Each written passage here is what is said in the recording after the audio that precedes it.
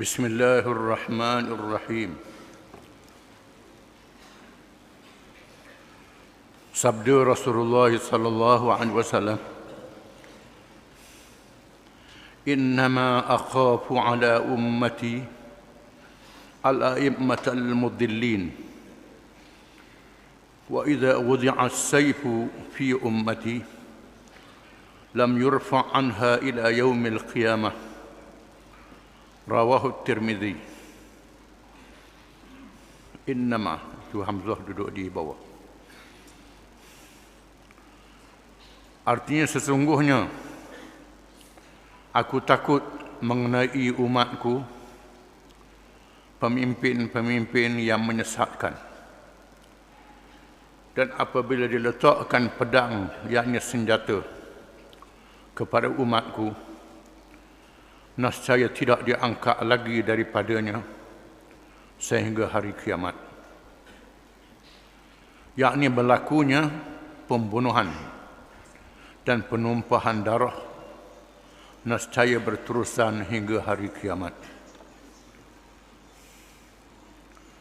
Hadis ini menunjukkan bahawa di antara tanda-tanda hampirnya kiamat ialah dilantik pemimpin-pemimpin yang menyesatkan, bukan memimpin umat ke arah Islam. Kita mesti sedar bahawa memilih pemimpin adalah satu amanah yang sangat besar. Lebih besar daripada amanah menyimpan duit, mengirim barang. Hadis ini disokong oleh hadis yang lain yang diriwayatkan oleh Al-Bukhari dalam sahihnya. An Abi Hurairah radhiyallahu anhu qala,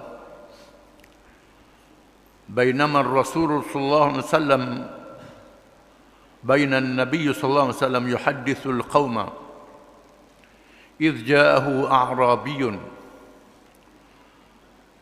فقال يا رسول الله متى الساعة فمضى حديثه ومنا من قال أنه كره ما قال ومنا من قال أنه لم يسمع ما قال فإذا قال رسول الله صلى الله عليه وسلم أين السائل عن الساعة قال أنا ذا يا رسول الله قال إذا ضيعت الأمانة قال كيف إضاعتها قال رسول الله صلى الله عليه وسلم إذا وسد الأمر إلى غير أهله فانتظر الساعة.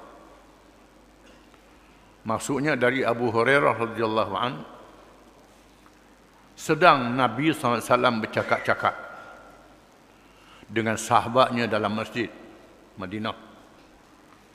Tiba-tiba masuk seorang A'rabi, seorang Arab Badui. A'rabi ialah orang Arab yang tinggal di kawasan hulu. Tempat kita kawasan hulu, kawasan jauh. Kawasan yang tidak ada ulama-ulama, sahabat yang mengajar mereka. Biasanya mereka datang bertanyakan masalah kepada Nabi sallallahu alaihi wasallam. Dia datang teguh bertanya, "Wahai Rasulullah, bilakah berlakunya kiamat?" Dia tanya, bila kiamat berlaku? Tiba-tiba Rasulullah SAW meneruskan percakapannya, tak berhenti.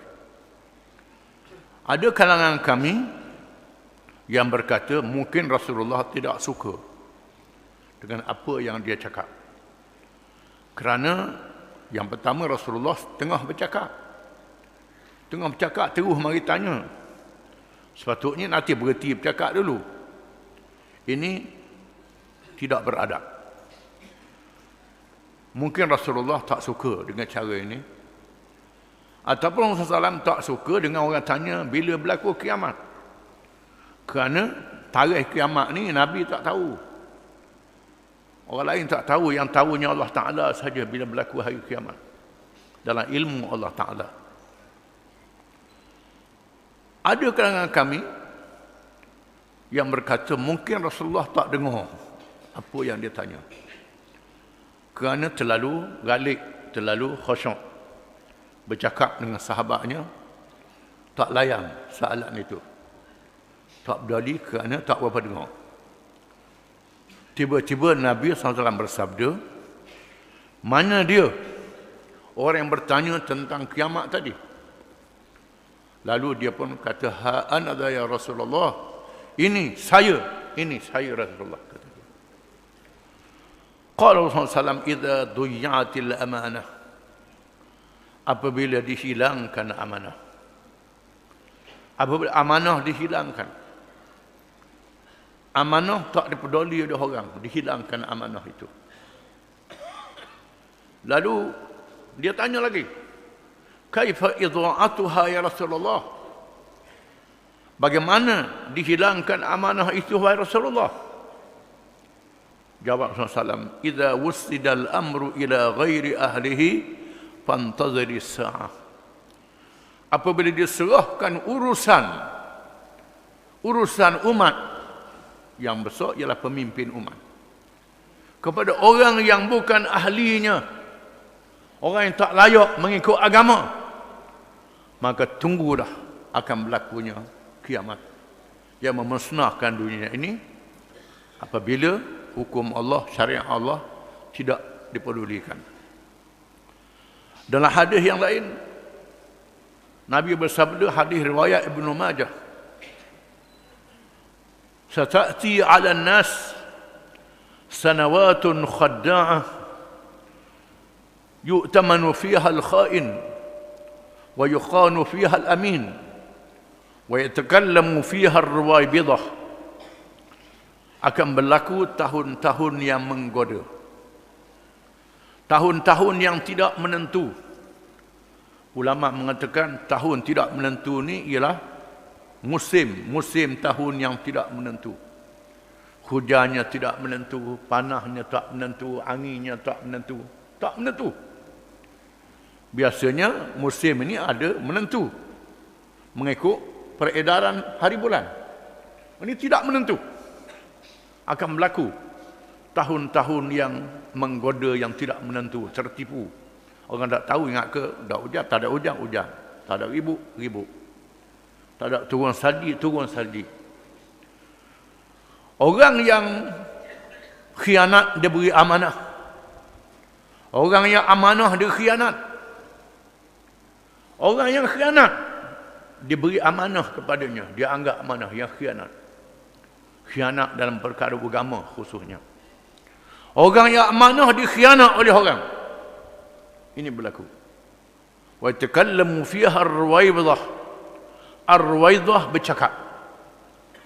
Lalu sahabat tanya, "Ma ar-ruwaybidatu ya Rasulullah?" Apa makna ruwaybidah itu?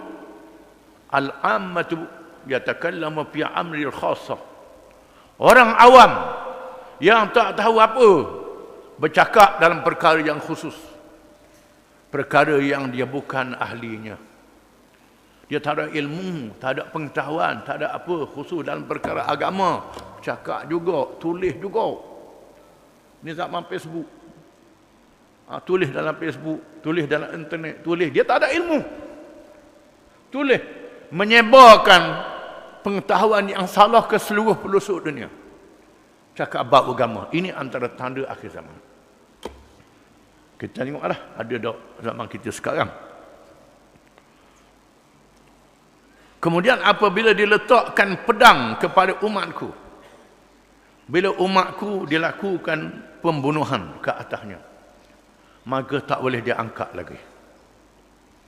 Bila berlaku peperangan, nak damai susah. Berperang terus sehingga ramai orang-orang yang mati, terbunuh. Bukan saja orang tua, bukan saja askar, termasuklah orang tua, perempuan, kanak-kanak yang tidak bersalah. Sampai dalam masjid pun bom, dalam masjid Nabi pun bom juga. Bom, bunuh sana, bunuh sini. Ini di antara bencana menunjukkan hampirnya hari kiamat. Bila disebut hampirnya hari kiamat ni bukan kita duk cokoh tunggu. Tunggulah tahun berapa kiamat. Itu bukan kerjaan kita. Pekerjaan kita ialah beramal. Mengerjakan amal yang soleh, amal yang baik banyak-banyak. Ibadat banyak, buat amal soleh banyak-banyak, perangai baik banyak-banyak untuk pahala pada hari kiamat kelak. Kerana yang berguna bukan lagi harta, bukan lagi pangkat, bukan lagi pingat, bukan lagi baka dan keturunan. Yang berguna ialah taqwa.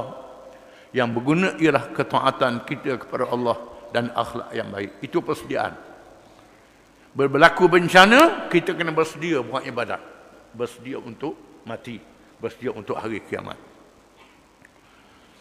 Sabda Rasulullah sallallahu alaihi wasallam, "In akhwafa ma akhafu ala ummati kulla munafiqin aliman lisan." Rawahu Tabarani wal Bazzar. Artinya sesungguhnya perkara yang paling aku takut menimpa umatku ialah adanya orang-orang munafik yang alim, pandai bercakap. Orang munafik yang alim, pandai bercakap. Dengan hujah-hujah yang menarik, pandangan yang menarik, tetapi menipu orang. Dia sendiri tidak percaya dengan Islam. Dia sendiri tak beramal dengan Islam. Dia sendiri mengheret orang supaya jangan ikut Islam. Tapi menggunakan hujah-hujah Islam. Ini zahir di akhir zaman. Berkata Syekh Muhammad Ali As-Sabuni, hafizahullah, maknanya ialah Rasulullah SAW amat bimbang kalau muncul di dalam umatnya orang yang tidak ada pendirian, penipu dan berbohong, yang menggunakan ilmunya untuk berbohong dan menjalankan kerja munafik, lalu menipu orang dengan dakwaan untuk kebaikan. Percakapannya kononnya nak ajak orang kepada kebaikan. Sesungguhnya ramai di zaman kita sekarang mereka mencari keuntungan dunia dengan menggunakan agama dan memakai topeng bagi menurut kemahuan pemimpin kerajaan yang mengikut hawa nafsu. Kita sedang menghadapi kerajaan-kerajaan yang tak ikut lagi syariat Islam. Dan di sana ada ulama-ulama yang bercakap bagi pihak kerajaan semata-mata. Bukan bercakap mengikut hukum Allah Ta'ala. Ada juga ulama-ulama yang bekerja dengan kerajaan, tak dinafikan. Tetapi dia ada pendirian. Yang betul kata betul, yang salah kata salah. Yang jadi masalahnya kerjanya membetulkan kerajaan saja. Hak salah pun kata betul juga. Ini. Hak betul kata salah, itu satu hak juga. Dia kena jaga. Ada setengah tu asal kerajaan lawan mereka. Hak betul pun kata salah. Hak salah kata betul. Ini jadi balik. Jangan. Hak betul kata betul, hak salah kata salah. Ini pendirian yang betul.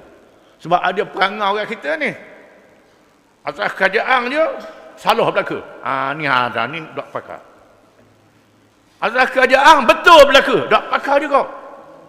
Ini kena ingat. Kita kena istiqamah. Ni makna istiqamah. Hak betul kata betul, hak salah kata salah. Ni dok. Jadi tak ikut cara agama betul. Nabi kita Muhammad sallallahu alaihi wasallam, orang jahiliyah yang buat betul, Nabi kata betul. Hatim At-Tai, seorang pemimpin di zaman jahiliyah, kerja dia memuliakan tetamu, menolong orang susah. Hatim At-Tai ni tak sempat masuk Islam, tak sempat dengan Nabi. Bila bala tentera Islam memerangi kabilah Hatim At-Tai dan ditawan beberapa pemimpin dan pengikut-pengikut dia. Bila dia soal siasat, tiba-tiba dia adalah pengikut Hatim At-Tai. Nabi kata Hatim At-Tai ini seorang yang baik di zaman jahiliyah. Akhlak dia mulia di zaman jahiliyah. Walaupun zaman jahiliyah akhlak dia baik, maka Nabi bebaskan pengikut-pengikut dia. Ini yang ditunjuk oleh Nabi SAW. Walaupun dia jahiliah, tapi orang dia baik. Ada ahli kitab, tahu kitab, tapi lawan Islam. Ini juga kita kena faham.